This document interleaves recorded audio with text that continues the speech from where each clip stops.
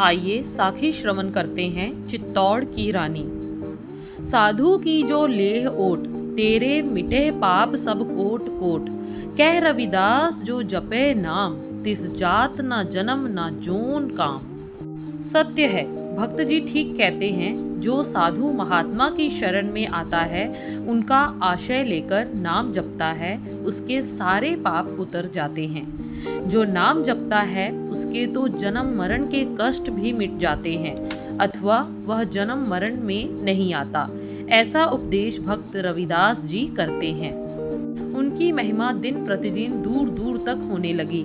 श्रद्धालु लोग दर्शन करने के लिए आते, भक्त जी के पास सत्संग करते रहते। कुछ सत्संगी राजस्थान के किला चित्तौड़ से आए। वह जब वापस गए तो वहाँ के धर्म के प्रति रुचि रखने वाली रानी झाली ने भक्त रविदास की महिमा सुनी। सत्संगियों ने रानी को बताया कि भक्त जी को प्रभु के प्रत्यक्ष दर्शन हुए हैं, प्रभु उनके अंग संग रहता है। बात क्या, भक्त जी के प्रताप के संबंध में जो भी कुछ उन्होंने सुना था वो रानी को सुना दिया। रानी के मन में लालसा उत्पन्न हुई कि वह भक्त जी के दर्शन करके अपना जन्म सफल करे। वह भी सत्संगी थी। उसने हुक्म दिया तथा राजे को मना लिया कि वह रानी को यात्रा करने की आज्ञा दे। राजा ने तीर्थ यात्रा के लिए अनुमति दे दी। रानी झाली बहुत कुछ पूजा का सामान देने के लिए धन तथा लंगर के लिए सामग्री लेकर चित्तौड़ से चल पड़ी तथा चलती चलती काशी नगरी आ पहुंची। उसने काशी नगरी की महिमा सुनी थी, देवताओं के भक्तों की रानी तथा साथ ही कपटी पंडितों की नगरी। माया का लालच पंडितों को बेहद था, वह आने जाने वालों को लूटते थे। रानी झाली हाथी पर सवार होकर जब काशी के पास पहुंची तो वहां आगे से राजगुरु राजपुरोहित मिल गए। उन्होंने रानी के पति के वंश का नाम लिया था तथा कहा, आप धर्मशाला में चलकर विश्राम करो, जो धर्मशाला चित्तौड़ के राजाओं की है। जब वे आते हैं वहीं ठहरते हैं। उसके बाद गंगा स्नान, पूजा, यज्ञ तथा पुण्य दान करने का योग प्रबंध किया जाएगा। हे पंडितों, पहले मैंने उस मंदिर में जाना है जहाँ भक्त रविदास हैं। रानी झाली ने पुरोहित को उत्तर दिया। क्या, पहले एक चमार के मंदिर? हरे राम, यह आप क्या कह रही हो?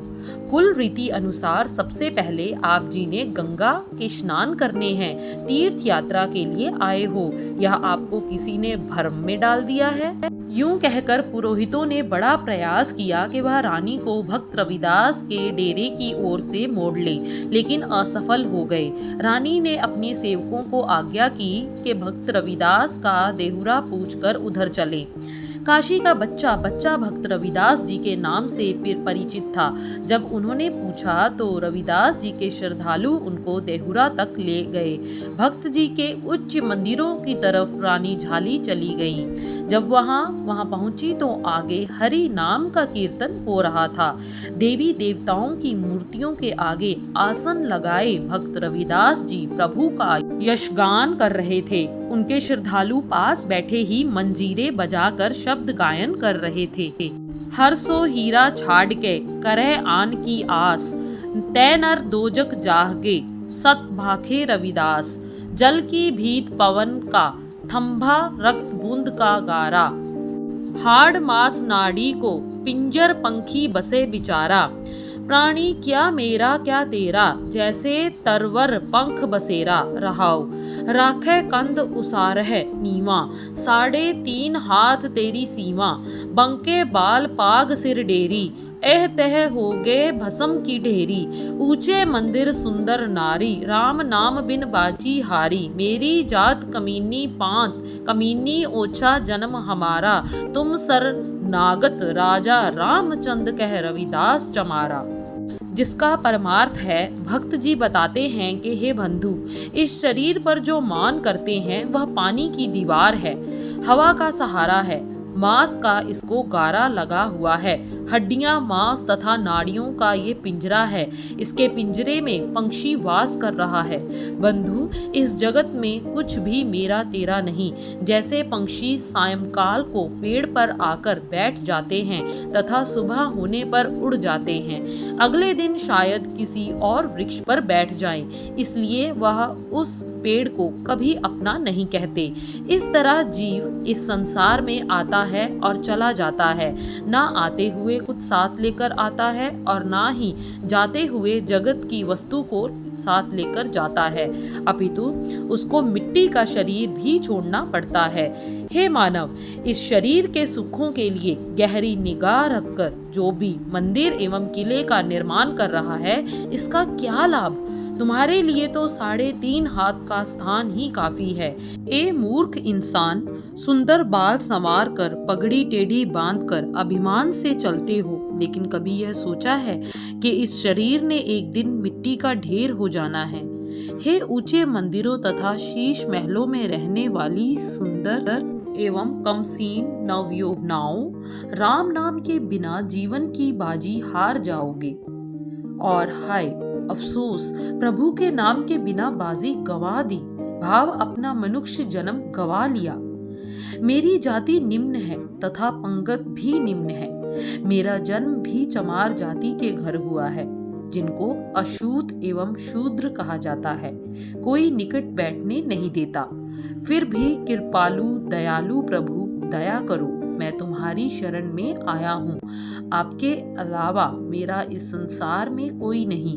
हे जगत के कर्ता धर्ता राम जी। भक्त रविदास के पवित्र मुख से वाणी सुनते ही रानी के कपाट खुल गए। उसकी आत्मा सजीव हो गई। उसने मन ही मन में सोचा कि अच्छा हुआ अल्पायु में भक्ति मार्ग में जुड़ गई हूँ। शाही महलों में राम नाम के बिना सब व्यर्थ है। राम सिमरन के लिए उसकी आत्मा तड़प गई। जब कीर्तन समाप्त हुआ तो रानी झाली रविदास जी के चरणों में गिरकर आराधना करने लगी। हे प्रभु, हे नाथ, मुझ पर दया कीजिए तथा अपनी शरण में लगाकर भक्ति मार्ग पर चलने की विधि बताने की कृपा करें। मैं अभागिन के ने मानव जन्म का मूल्य नहीं समझा। जीवन के जितने भी दिन बिताए व्यर्थ ही गवा दिए। मुझे अपनी शिष्य बनाकर सेवा का अवसर दे ताकि सिमरन कर सकूं। राम नाम पर राज और संसार के प्रत्येक सुख साधन अर्पण कर दूंगी। मैंने अभी तक किसी से नाम जपने की युक्ति नहीं जानी। अपना चरणामृत प्रदान करें, कृपा करें प्रभु, भक्ति का दान देकर कृतार्थ करें। इस तरह रानी विनय करती रही। रानी झाली की विनती स्वीकार हो गई। भक्त रविदास जी ने उसे अपनी शिष्य बना लिया। रानी तीर्थ यात्रा के लिए जितना भी धन एवं वस्त्र आदि लेकर आई थी, वह सारा रविदास जी के चरणों पर रखकर उनको शीश झुकाकर प्रणाम किया। आत्मा शांत हो गई। मन की मृग तृष्णा मिट गई तथा वह हरि राम का जाप करने लग गई। केवल मुख से ही जाप नहीं करने लगी, बल्कि मंजीरे तथा शैने आदि में हाथ में लेकर रविदास जी की वाणी गाने लगी। वह नारी थी, कंठ रसीला था तथा आत्मा में भक्ति का जोश था।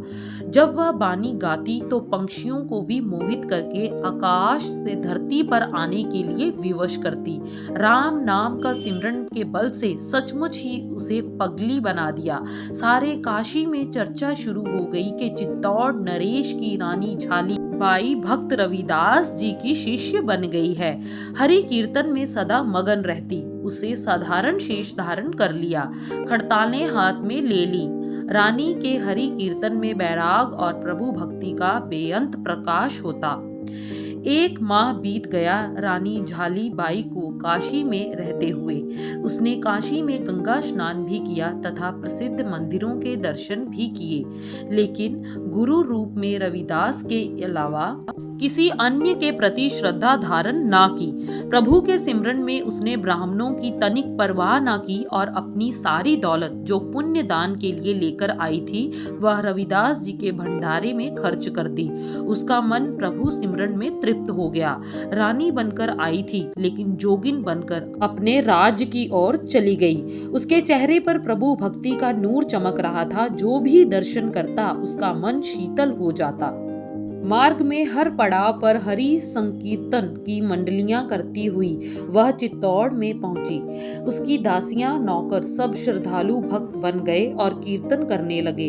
खड़ताले तथा अन्य साज खरीदे गए। रानी चित्तौड़ के ऐतिहासिक किले में चली गई। चित्तौड़ की रानी का अगला भाग जल्द ही आप सबको अगली साखी में श्रवण करवाएंगे।